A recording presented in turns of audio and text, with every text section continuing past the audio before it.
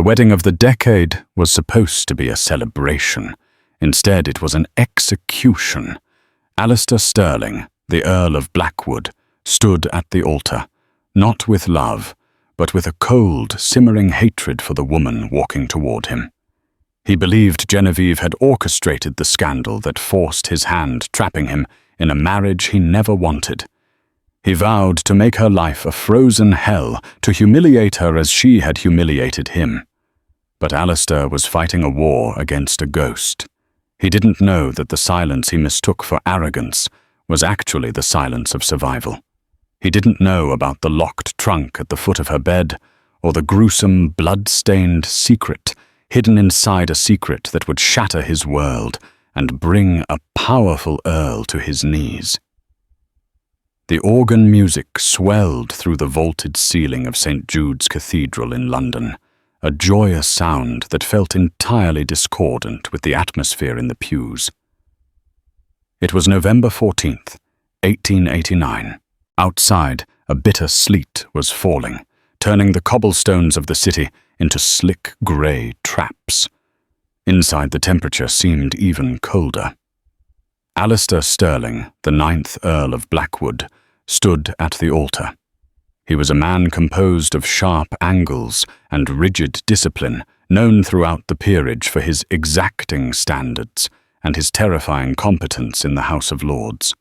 Today, however, he looked less like a groom and more like a man facing a firing squad. His jaw was set so hard a muscle feathered violently beneath his ear. His best man, Lord Frederick Halloway, leaned in his voice a low hiss. "Fix your face, Alistair. The Queen's cousin is in the 3rd row. You look as though you're about to commit murder." "I am," Alistair murmured, his eyes fixed on the heavy oak doors at the back of the nave. "I am murdering my future."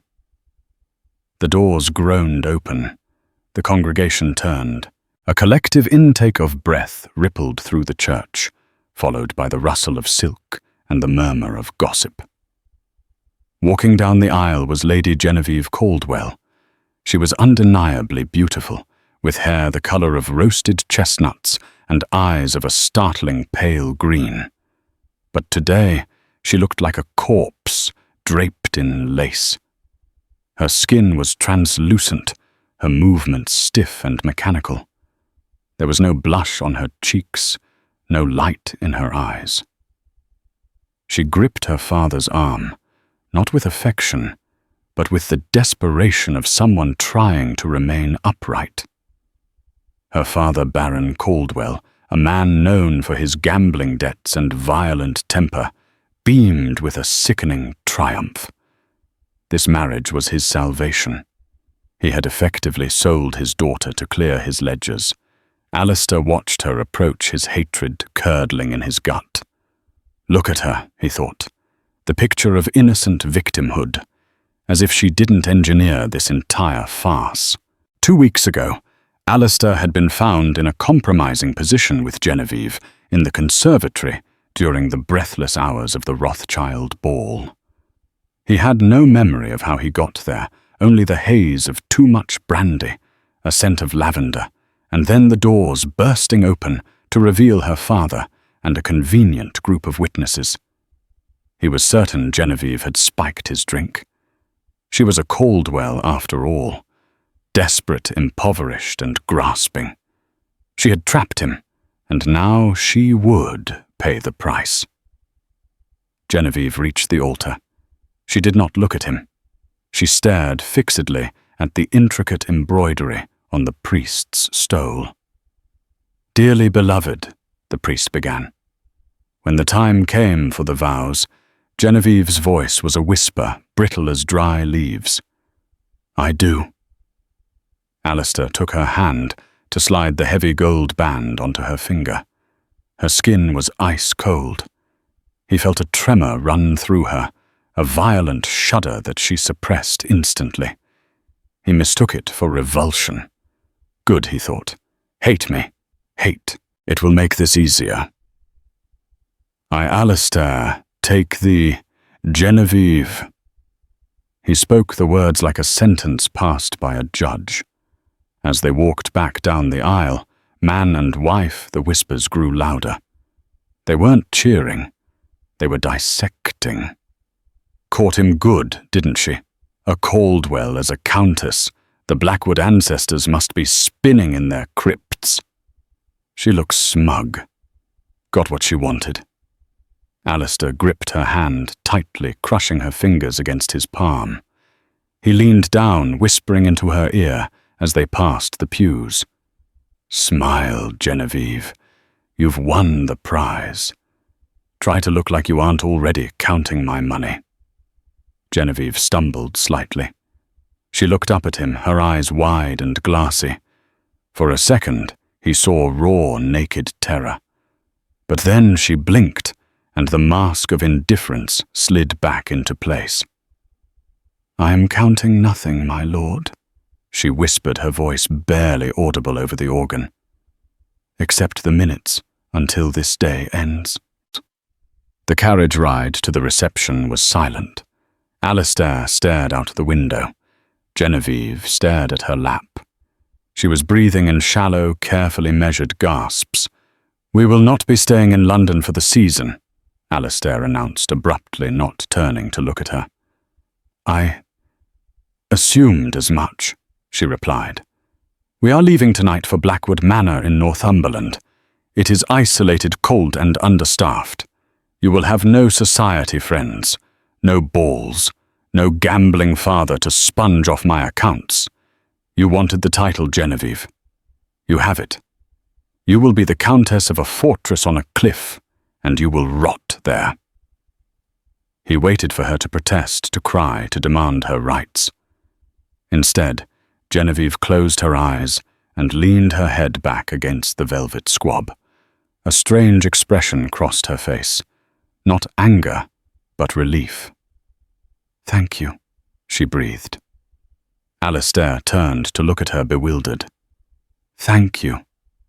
London is loud, she said, her hand drifting unconsciously to her ribs, pressing hard against the white satin of her bodice.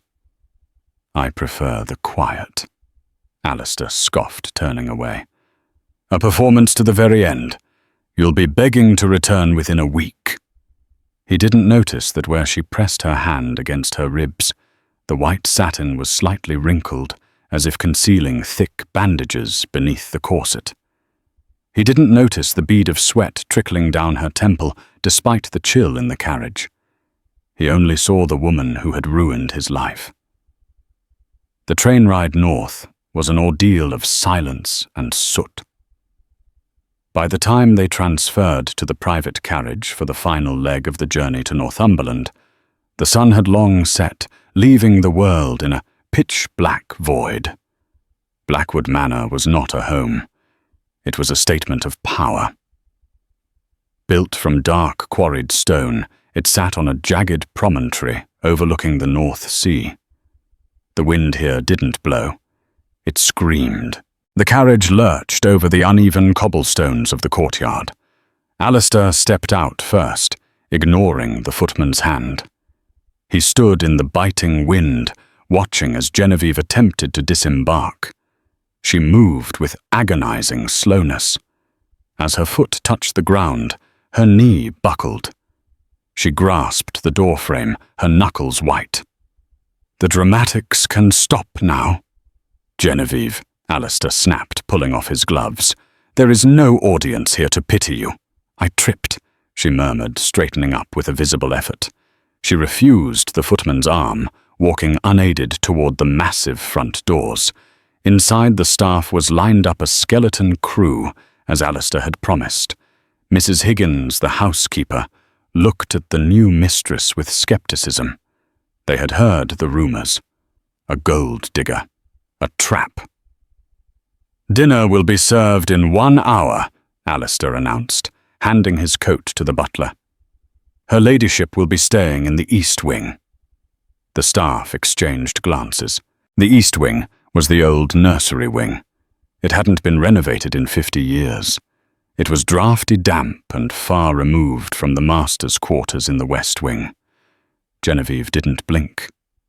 "The East Wing will be fine."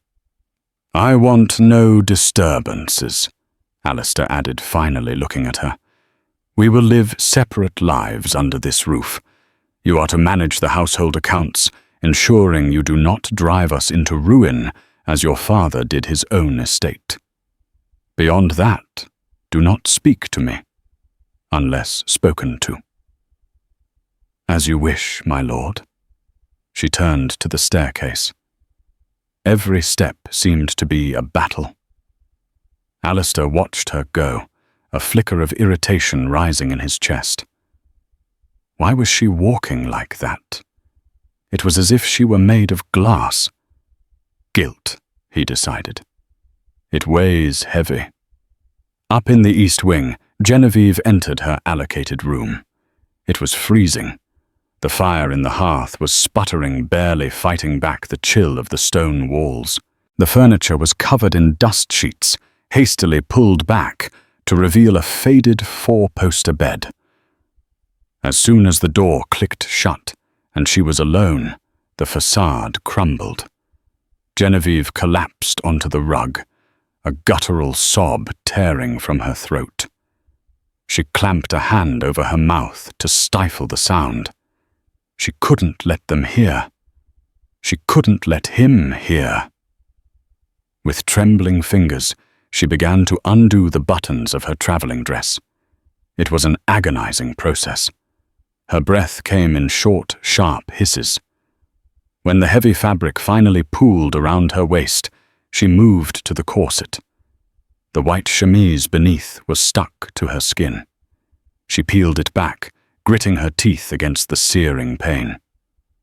The fabric peeled away with a wet, tearing sound. Beneath her torso was a canvas of violence. Angry purple welts crisscrossed her ribs and back. Some were old and yellowing. Others were fresh, weeping blood where the corset stays had dug into the open wounds during the long journey. The night before the wedding, her father had come to her room. He had been drunk, terrified that she would back out, that she would tell Alistair the truth about the setup that her father had drugged Alistair's whiskey and dragged Genevieve into the room, tearing her dress himself to frame the Earl. When she had threatened to confess to Alistair, the Baron had taken his riding crop to her. "You will marry him," he had roared, striking her until she fell. "You will marry him and keep your mouth shut, or I will kill your sister." Genevieve had a younger sister, Lydia, only 10 years old, still living in that house of horrors. For Lydia, Genevieve had walked down the aisle. For Lydia, she had taken the blame. She grabbed a pitcher of water from the washstand. It was ice cold. She dipped a rag into it and began to clean the wounds, biting down on a leather strap from her trunk to keep from screaming. The water turned pink in the basin. She had to hide this. If Alistair found out, he might investigate. He might confront her father, and her father would take it out on Lydia. She bundled the bloody rags and her stained chemise into a tight ball. She couldn't send them to the laundry. The maids would gossip. They would tell Alistair. She dragged her heavy travel trunk to the foot of the bed.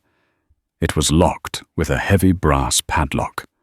She fumbled for the key around her neck, opened it, and shoved the bloody linens deep to the bottom beneath her winter woolens. "I just need to survive," she told herself, shivering as the cold air bit into her exposed skin. "I just need to endure." 3 weeks passed. The winter deepened, burying Blackwood Manor in snow. Life fell into a bleak rhythm. Alistair spent his days in the library or riding out to inspect the tenant farms. He avoided the house as much as possible. When he did see Genevieve, it was at dinner. They sat at opposite ends of a table long enough to seat 30. The silence between them was thick enough to cut with a knife. Alistair began to notice things despite his best efforts to ignore her. He noticed that she barely ate. She pushed food around her plate, rich venison roasted potatoes, but took only small bites. He noticed that she never wore the expensive gowns he had paid for. She wore high-necked, long-sleeved dresses of heavy wool even when the dining room was stiflingly hot from the roaring fire. And he noticed the smell. One evening, as he passed her to pour himself a glass of wine, he caught a faint metallic scent. Copper and lavender. It was faint, masked by her perfume, but distinct. "Is the room to your liking?" he asked abruptly, breaking the silence. Genevieve flinched. She dropped her fork. "Yes, my lord. It is, adequate." "You look pale." He observed, his eyes narrowing. "Are you ill?" "Just the northern air," she said quickly, avoiding his gaze. "I am not used to the altitude." "You are not used to anything honest, I suppose," he sneered. She didn't bite back. She never bit back. That was what infuriated him the most. Where was the scheming harpy who had trapped him? She was too quiet. "I will be going to London for a few days next week," Alistair said. "Business with the solicitors. I trust you can manage not to burn the house down in my absence." "I shall endeavour to keep the stones standing," she said, softly. Alistair looked at her. For a moment, just a moment, he saw the deep purple shadows under her eyes, the way her collarbones seemed to threaten to pierce her skin. A pang of something concern struck him. He crushed it instantly. "Good. See that you do." The next morning, Alistair prepared to leave. But a blizzard struck with sudden, ferocious violence. The roads were impassable. The trip to London was cancelled. Alistair returned to his study, frustrated. He needed a book he had left in the morning room. He walked through the house, his footsteps silent on the thick carpets. As he passed the servants' stairwell, he heard voices. It was Mrs. Higgins and one of the young maids, Sarah. "It's not right, Mrs. Higgins." Sarah was whispering, her voice trembling. "I went to change the sheets in the east wing while her ladyship was in the bath. She usually locks the door, but she forgot." "Hush, girl," Mrs. Higgins scolded, but her voice lacked its usual bite. "What did you see?" "The sheets, ma'am," Sarah said. "There was blood on them, dried blood, and the smell. It's like a butcher shop in there sometimes. And when I emptied the wash basin, the water was red." Alistair froze in the hallway. "She's a woman, Sarah," Mrs. Higgins said dismissively, though she sounded uncertain. "Women have their troubles." "Not like this," Sarah insisted. "It's been weeks, and she walks like an old woman. Yesterday I saw her trying to lift a teapot, and she dropped it because her hands were shaking so bad. She's dying, Mrs. Higgins. I think the master is killing her with this cold." Alistair felt a cold shock douse his anger. Blood dying. He turned on his heel and marched toward the east wing.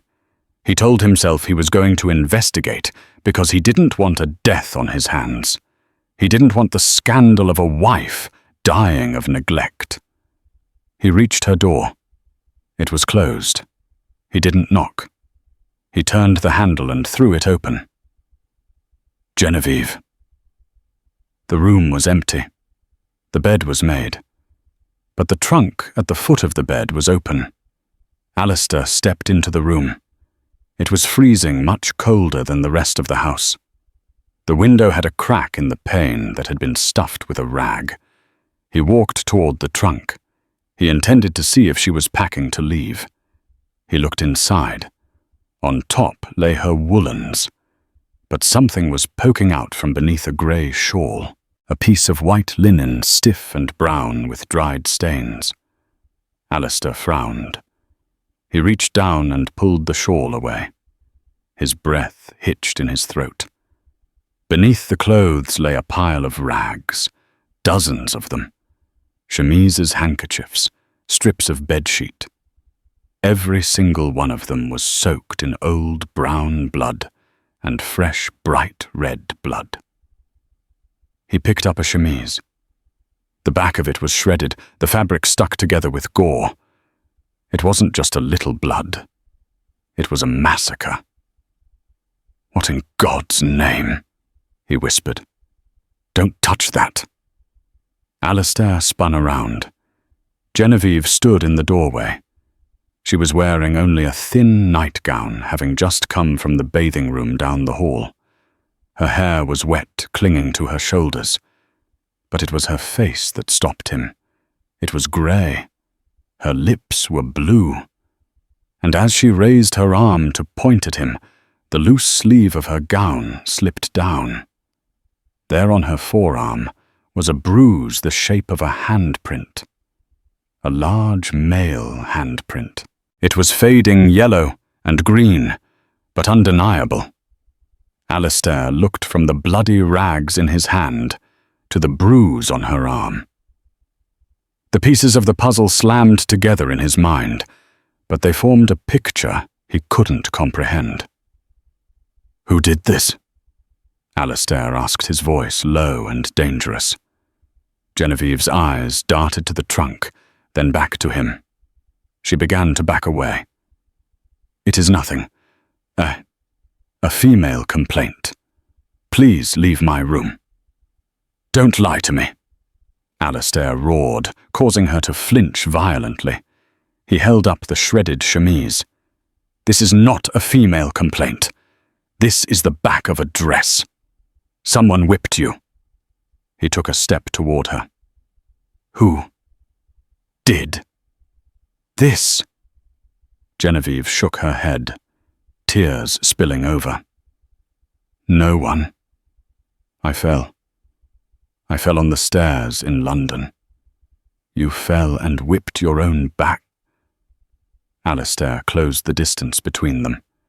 He reached out to grab her shoulders, but as soon as his hands made contact, she screamed. It was a raw, animal sound of pain. She buckled her knees, hitting the floor. Alistair froze his hands, hovering in the air. He hadn't pushed her. He had barely touched her shoulders. "Genevieve." She was gasping, curled into a ball on the rug. "Please, don't send me back. Please don't send me back to him. I'll be quiet. I won't eat much. Just don't send me back." Alistair knelt beside her. His heart was hammering against his ribs like a trapped bird. The realization washed over him like ice water. She isn't afraid of the cold. She isn't afraid of the dark. She is afraid of being sent home. "Genevieve," he said, his voice trembling. "Let me see."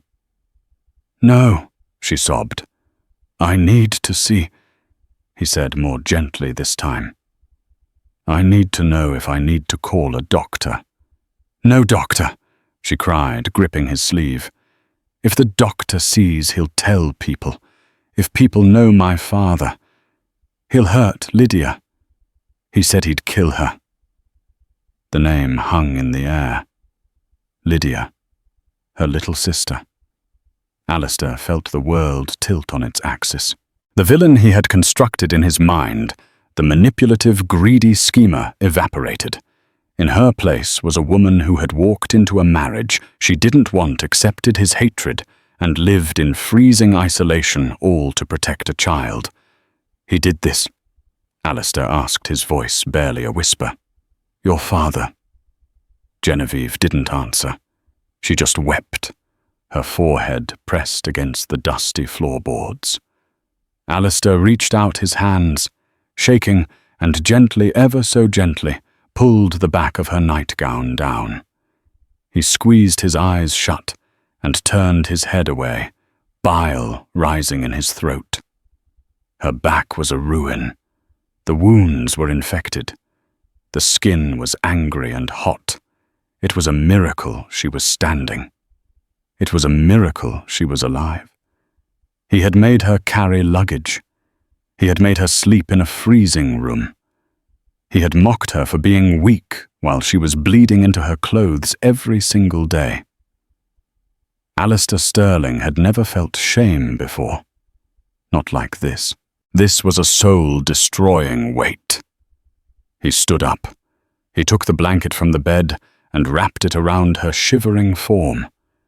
He scooped her up into his arms. She weighed nothing. "Where are you taking me?" she whispered, terrified. "To my room." Alistair said, his voice hard as steel. "To the fire, and then I am going to kill your father." Alistair kicked open the door to his master suite, the heavy oak slamming against the wall with a violence that made Genevieve jump in his arms. The room was vast, dominated by a roaring fireplace that cast long, dancing shadows across the velvet drapes. It was warm, so warm it felt like a different world compared to the icebox of the East Wing. He laid her gently on the chaise lounge near the hearth. Genevieve curled instantly into a protective ball, pulling the blanket tighter, her eyes darting around the room as if expecting a trap. "Stay here," Alistair commanded, his voice rough. "Do not move." He went to the bell pull and yanked it 3 times, the signal for the butler. Then he went to his private liquor cabinet, poured a glass of amber brandy, and brought it to her. "Drink," he said. "I don't drink," she whispered, her teeth chattering. "It will help with the pain. Drink it." She took the glass with trembling hands, sipping the burning liquid. She choked, coughing weakly, but the color began to return to her ashen cheeks. A knock came at the door. "Enter!" Alistair barked. The butler, Mr. Henderson, stepped in. He took one look at the scene, the sobbing, half-dressed countess on the chaise, the Earl looking like a man possessed, and his professional mask faltered. "Send a rider to the village," Alistair ordered. "Fetch Dr. Thorne. Tell him it is a matter of life and death, and bring me hot water, clean linens, and the medical box from the library. Now." "Yes, my lord." Henderson vanished. Alistair turned back to Genevieve. She was watching him with wide, fearful eyes. "Why are you doing this?" she asked, her voice barely a thread. "You hate me." Alistair felt the words like a physical blow. He pulled a heavy armchair close to the chaise and sat down, leaning forward, his elbows on his knees. "I thought I had reason to," he said darkly. "I thought you trapped me. I thought you were a spoiled, manipulative woman who wanted my title." Genevieve let out a bitter, hollow laugh. "I never wanted your title. I wanted to be a governess. I wanted to leave my father's house and never look back. But he has debts. Huge debts." She took another sip of brandy, the alcohol loosening the lock on her tongue. "He told me he had found a mark, a rich husband. He chose you because you are proud, Alistair. He knew you wouldn't fight a scandal. You would fall to make it go away." Alistair's knuckles turned white as he gripped the armrests. "The night in the conservatory. The drink." He spiked it. Genevieve confirmed, tears leaking from her eyes again. "He gave me a vial of laudanum and told me to put it in your whiskey. I refused. I threw it in the potted plant. But he must have done it himself before you arrived. When he dragged me in there, you were already unconscious. He tore my dress. He rubbed your cologne on my neck so I would smell like you. And then he opened the doors and screamed for the witnesses." Alistair closed his eyes, a wave of nausea rolling over him. He remembered the blank space in his memory. He had blamed her. He had treated her like a criminal while she was the victim of a monstrous crime. "And if you told the truth?" Alistair asked. "He said he would sell Lydia," Genevieve whispered, squeezing her eyes shut. "He said if I didn't marry you, if I didn't get him access to the Blackwood fortune, he would sell Lydia to a man in the shipping trade, a man who likes young girls." Alistair stood up so abruptly the chair tipped over. He walked to the window, staring out at the blizzard, his reflection ghostly in the glass. A rage, cold and focused, was settling over him. It wasn't the fiery temper he was known for. It was the calm of a man who has decided to destroy something. "He beat you because I wouldn't ask you for money," she said. "The night before the wedding. He wanted me to get a bank draft from you immediately. I told him I couldn't. He used the riding crop. He said every time I failed to send money, Lydia would pay the price." The door opened. Maids entered with water and linens, their faces pale and averted. They set the items down and fled. Alistair returned to her. "Turn over, Genevieve." "No," she whimpered. "It's ugly." "I have seen war," Alistair said softly. "I have seen men torn apart by cannon fire. Your wounds do not disgust me. The man who inflicted them does." Slowly, painfully, she turned onto her stomach. Alistair peeled the nightgown down to her waist. Even prepared for it, the sight made him wince. The infection had set in deep.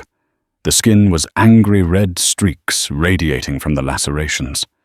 He dipped a cloth in the hot water and began to clean the wounds. Genevieve screamed into the pillow, her body thrashing.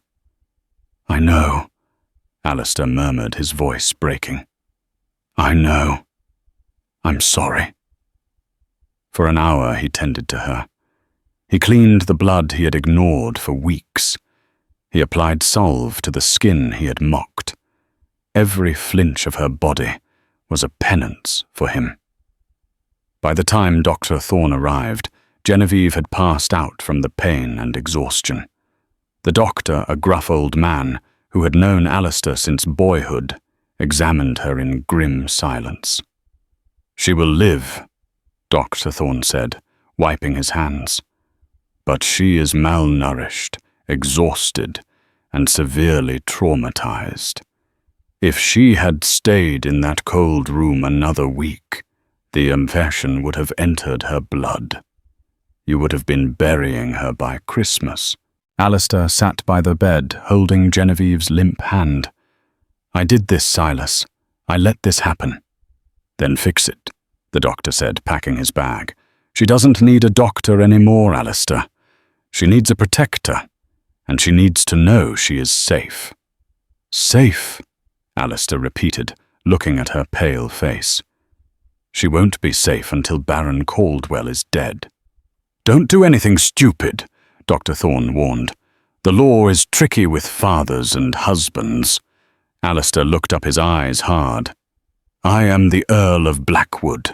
I am almost near the law in this county, but we are not staying here. As soon as she can travel, we are going back to London. To the lion's den." "No," Alistair said, bringing Genevieve's hand to his lips. "To the slaughterhouse. And I will be the butcher." The recovery was slow. For 2 weeks, Genevieve did not leave Alistair's bed. Alistair moved his work into the bedroom. He sat by the fire, reading correspondence, looking up every time she stirred. He fed her broth with a spoon. He brushed her hair when she was too weak to lift her arms. The dynamic between them shifted like the tectonic plates of the earth. The wall of hatred crumbled, leaving behind a raw, tentative connection. One afternoon, Genevieve woke to find Alistair watching her. "You should be working," she rasped. "I am working," he said. "I am plotting." She tried to sit up, wincing. Alistair was there in an instant, fluffing the pillows behind her back. "Lydia," she said the name that was always on her lips. "I haven't written to my father. I haven't sent money. He will think I've failed. He will hurt her." "He won't," Alistair said calmly. "I sent a letter in your name last week. I forged your handwriting. I told him that I am besotted with you, that I am lavishing you with gifts, and that a large bank draft will be arriving shortly, once the accounts are transferred. Genevieve stared at him. You forged my handwriting. I have spent a great deal of time studying the marriage license, he said wryly.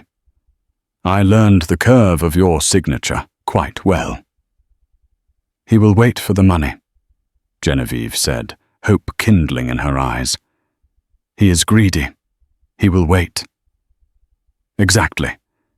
We have bought time. Alistair stood up and paced the room. But time is running out. We return to London in 3 days. Fear returned to her face. I can't face him, Alistair. I can't. When I see him, I freeze. I become a child again. Alistair stopped at the foot of the bed. He looked at her not with pity, but with challenge. You are not a child anymore, Genevieve. You are the Countess of Blackwood. You carry my name. You carry my protection, and I'm going to teach you how to wear it like armor. The next 3 days were a different kind of torture. Alistair didn't let her rest. He made her walk the length of the gallery until her legs stopped shaking. He made her dress in the finest silks he had ordered from Paris, deep crimsons, midnight blues, colors of power, not submission. He stood her in front of the mirror. Look at yourself, he commanded. Genevieve looked. She saw a pale, scarred woman in a dress that cost more than her father's house. Stand straight, Alistair said, placing his hands on her shoulders. Chin up. When you look at your father, you do not look at his eyes. You look at the spot right between his eyebrows. It makes him think you are analyzing him. It makes men uncomfortable.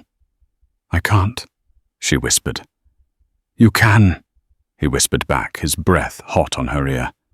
Because I will be standing right beside you, and if he so much as raises a hand, I will break it.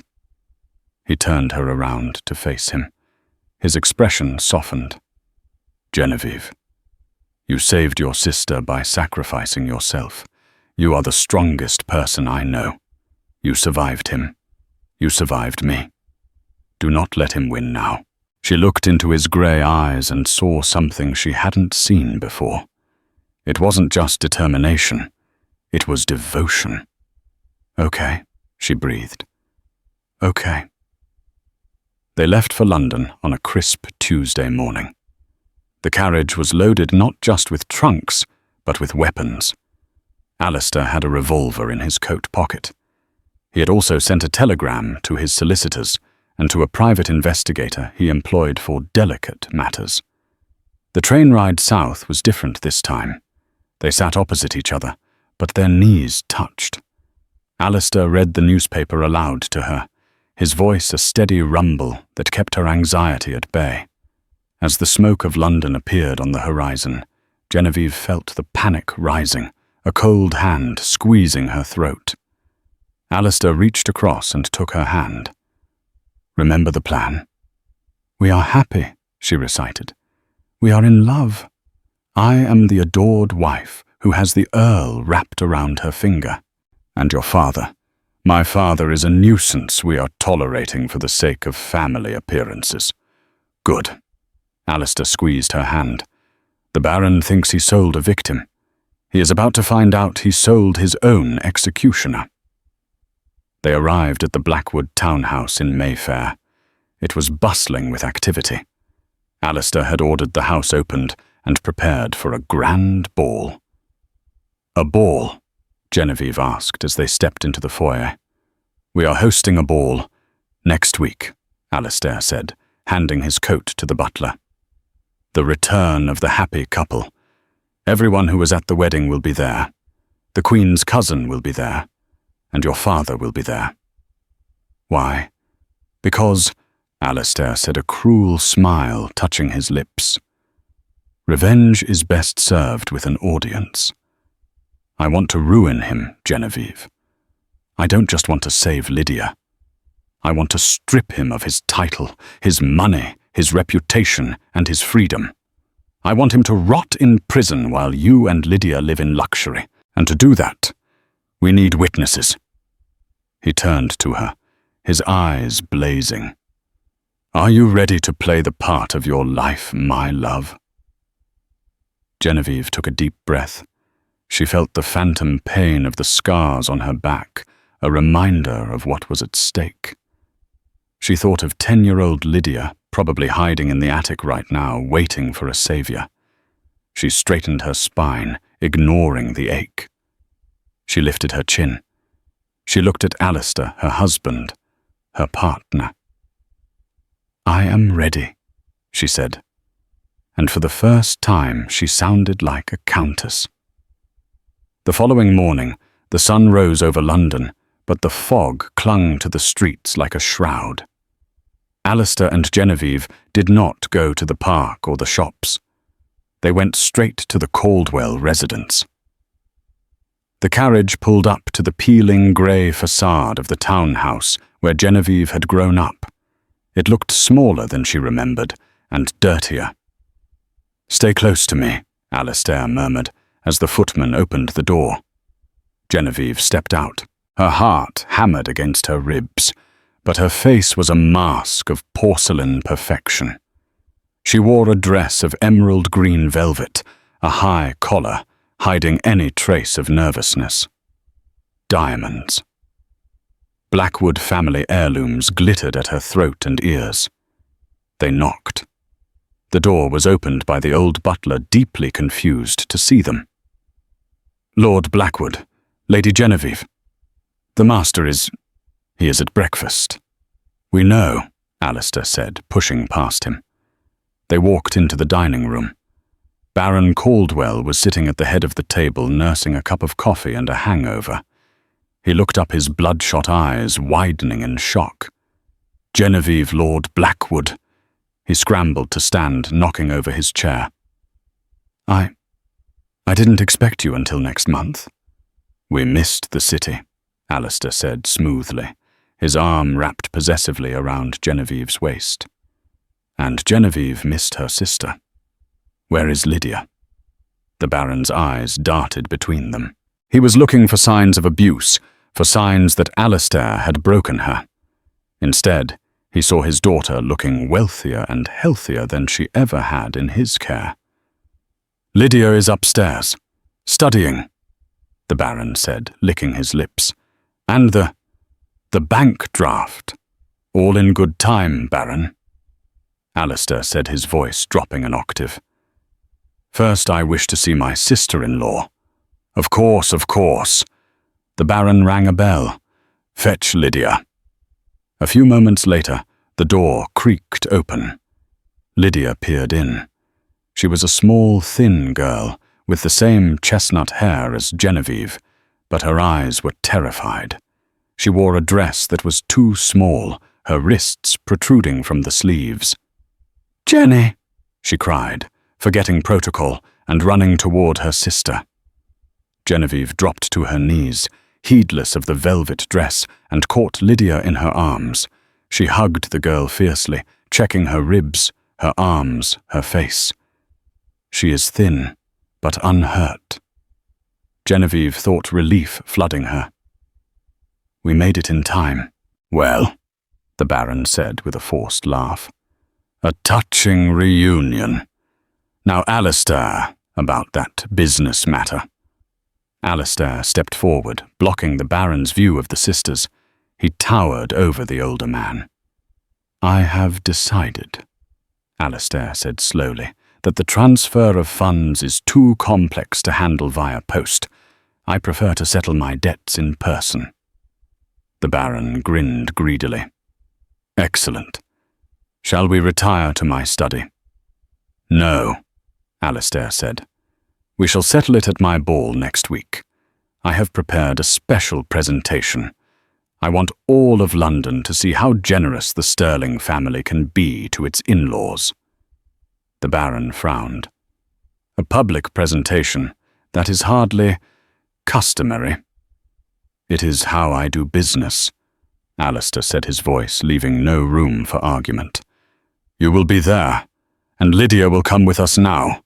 Genevieve wishes to take her shopping for a new dress for the ball." "Now, wait a minute," the Baron bristled. "She has lessons." Alistair leaned down, his face inches from the Baron's. "I am taking the girl Caldwell. Do not make me ask twice." The menace in his voice was palpable. The Baron swallowed hard. He looked at Genevieve, who was standing now holding Lydia's hand. For the first time, his daughter met his gaze. She looked right between his eyebrows.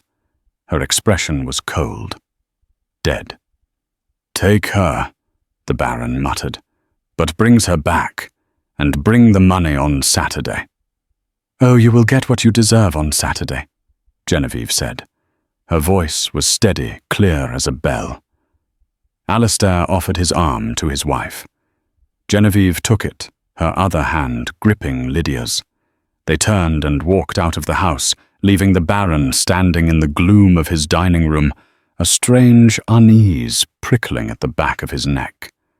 As the carriage pulled away, Lydia looked up at Genevieve. "Are we going back there, Jenny?" Genevieve looked at Alistair. He nodded a silent promise.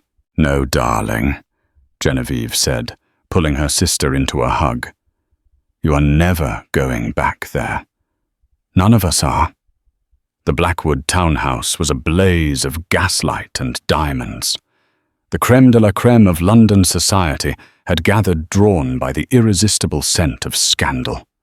They had come to see the mismatched couple, the icy Earl and the destitute Baron's daughter.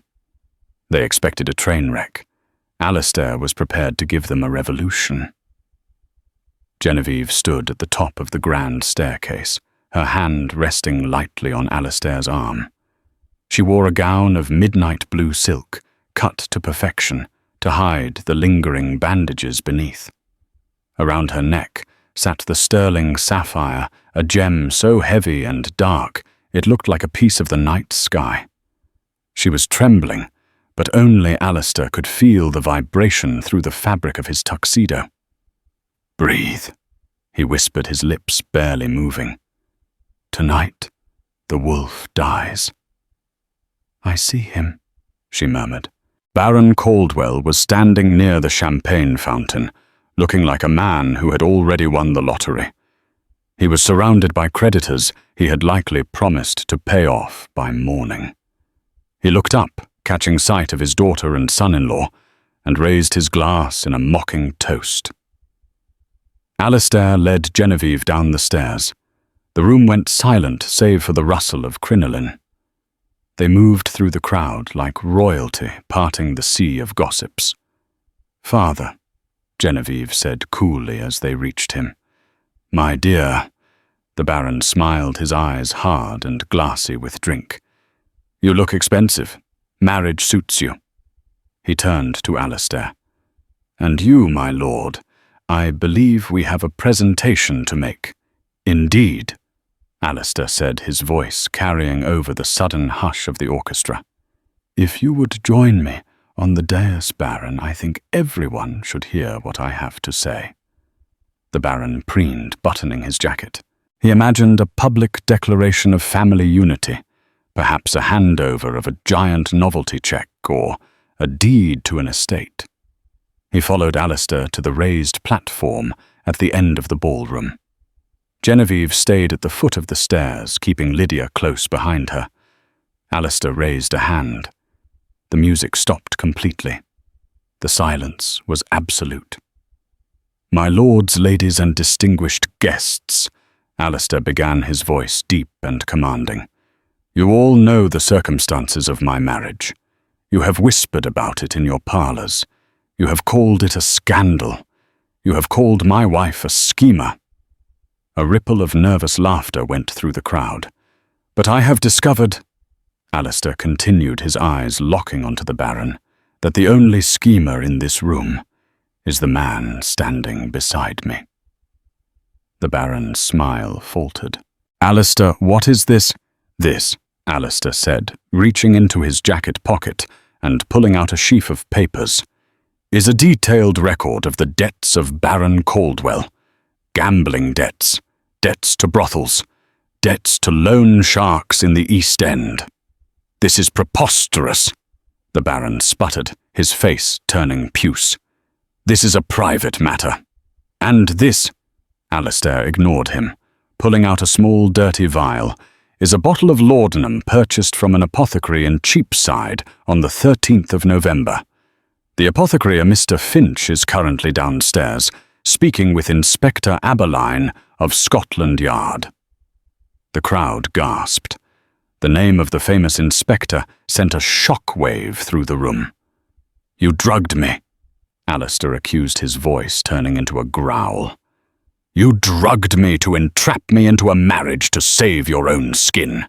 You sold your daughter like cattle. She was willing, the Baron shrieked, looking around wildly for support. She wanted the title. She's a harlot, just like her mother. Alistair moved faster than anyone expected. He grabbed the Baron by the lapels and slammed him backward toward the edge of the dais. Do not speak her name, Alistair hissed. You call her a harlot, I call her a survivor. Because for 3 weeks I found bloodstains on the sheets of my house. I thought she was ill. I thought she was dying. He turned to the crowd, still gripping the Baron. Do you know what I found? I found that this man, this father, had whipped her back to shreds with a riding crop the night before our wedding. He tortured her into slunts. He threatened to sell her 10-year-old sister into slavery if she told me the truth. A collective cry of horror rose from the women in the room. Men looked at their boots, uncomfortable and angry. That is a lie. The Baron struggled, his face contorted with rage. She is a liar. She did it to herself. She is insane. Show them Genevieve, Alistair roared, looking down at his wife. It was the moment they had practiced, the moment Genevieve had dreaded.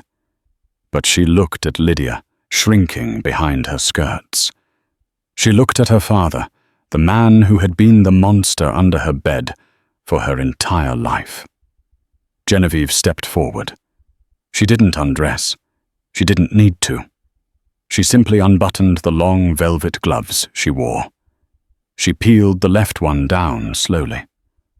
The room fell deathly silent.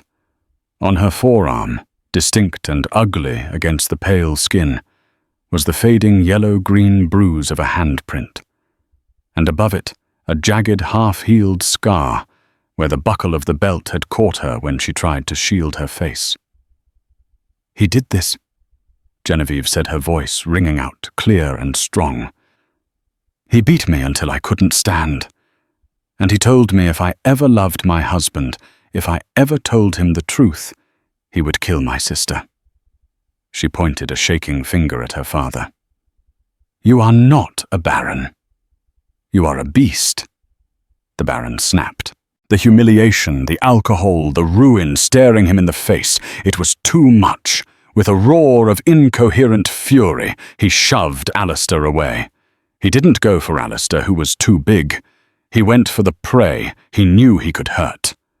He lunged off the dais, pulling a small, pearl-handled pistol from his coat, aiming it directly at Genevieve.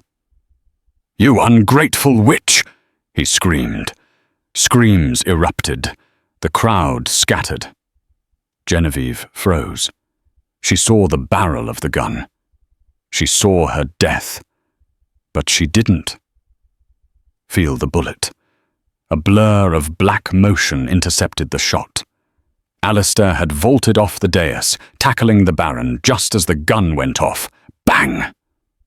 The sound was deafening in the enclosed space. A chandelier crystal shattered above raining glass down on the dancers. Alistair and the Baron crashed to the floor in a tangle of limbs. The Baron was fighting dirty, clawing at Alistair's eyes, but Alistair was younger, stronger, and fueled by a rage that had been burning for weeks. Alistair pinned the Baron's wrist to the floor and smashed his fist into the man's jaw. Once. Twice. The Baron went limp, the gun clattering across the parquet floor. Alistair scrambled up his chest, heaving. He looked down at himself. There was blood on his white shirt.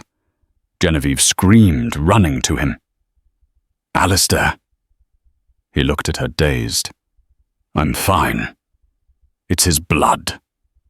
The bullet had grazed his shoulder, tearing the fabric, but missed the flesh. Suddenly, the heavy doors burst open. Inspector Aberline and 4 constables stormed in, whistles blowing. "Seized him!" the inspector barked. The constables dragged the unconscious Baron Caldwell to his feet. His nose was broken blood, streaming down his expensive shirt. He groaned, his eyes fluttering open to see the handcuffs clicking around his wrists. "You can't do this," he slurred. "I am a peer of the realm. You are a fraud and an attempted murderer," Alistair said, stepping forward, his arm wrapped tight around Genevieve. "And you will rot in Newgate." As they dragged the Baron away, he looked back at Genevieve. He opened his mouth to curse her, but she met his gaze. She didn't look down. She didn't flinch. She stared right between his eyebrows. The Baron looked away first. The room was in chaos. But in the center of the storm, Alistair turned to his wife. He ignored the blood on his jacket, the staring crowd, the police. He took her face in his hands. "Are you all right?" he asked, his voice desperate. Genevieve looked at the empty doorway where her father had vanished. For the first time in 20 years, the air felt light. The cage was open. She looked up at her husband, the man she had been forced to marry. The man who had hated her, and the man who had just taken a bullet for her. "I am," she whispered, tears finally spilling over. "I am free." Lydia ran to her, them burying her face in Alistair's coat. He wrapped his other arm around the child, holding them both close. "Go home, everyone," Alistair shouted to the gawking guests, his voice cracking with emotion. "The show is over. My family needs peace." 6 months later. The summer sun was shining on Blackwood Manor, transforming the grey fortress into something golden. The windows were open, letting in the salty breeze of the North Sea. In the garden, Lydia was laughing, chasing a golden retriever puppy that Alistair had bought for her. She had gained weight, her cheeks were rosy, and the fear had left her eyes. On the stone terrace, Genevieve sat in a wicker chair, reading a book. She wore a light muslin dress, the neck open to the sun. The scars on her back were still there, silvery lines that would never fully fade, but they no longer hurt. Alistair stepped out onto the terrace, carrying a tray with tea and lemonade. He set it down and sat on the balustrade, watching her. "A letter came from London," he said softly. Genevieve didn't look up from her book. "Oh." "The trial is over. The jury deliberated for less than an hour. He has been sentenced to 20 years hard labor. Given his liver, he won't last 2. Genevieve closed the book. She looked out at the ocean, at the vast, endless horizon. She waited for the grief or the guilt. But there was nothing. Just a quiet sense of closure. "It is done then," she said. "It is done." Alistair slid off the balustrade and knelt beside her chair. He took her hand, kissing the knuckles. The anger that had defined him for so long was gone, replaced by a fierce, protective peace. "You know," he said, a playful glint in his eye, "we never did have a proper honeymoon. The wedding was lacking." Genevieve smiled, a true, radiant smile that reached her pale green eyes. "I seem to recall you telling me I would rot in this fortress." "I was a fool," Alistair admitted. I was blind, but I intend to spend the rest of my life making it up to you. How does Italy sound? Lydia can come with us. She needs to see the world." Genevieve leaned forward, pressing her forehead against his. "Italy sounds warm. But honestly, Alistair—" "Yes. I don't mind the cold anymore," she whispered. "Not since you learned how to keep me warm." Alistair kissed her a slow, deep kiss that tasted of tea and promise. They had started in hatred, forged in blood, and ended in love. The bloodstains were gone, washed away by the truth. And in the halls of Blackwood Manor, there was no more silence, only the sound of a family living a life they had fought to own. What a journey. From a wedding built on hatred and deception to a shocking revelation of abuse and a dramatic courtroom-style takedown at a ball. Alistair and Genevieve's story proves that sometimes the villain isn't the person standing opposite you at the altar, but the shadow manipulating the strings from the dark. Alistair went from being Genevieve's tormentor to her greatest protector once he discovered the horrific secret of the bloodstains she hid in her trunk. It's a powerful reminder that everyone is fighting a battle we know nothing about until we care enough to look closer. So here is my question for you. If you were Alistair, could you have forgiven yourself for how you treated Genevieve in the beginning? Or was his redemption at the ball enough to make up for the coldness of those first weeks? Let me know your thoughts in the comments below. If you enjoyed this dramatic historical romance, full of twists and instant karma, please smash that like button, share this video with a friend who loves a good revenge story, and don't forget to subscribe and hit the bell icon so you never miss a new story. Thanks for watching, and see you in the next video.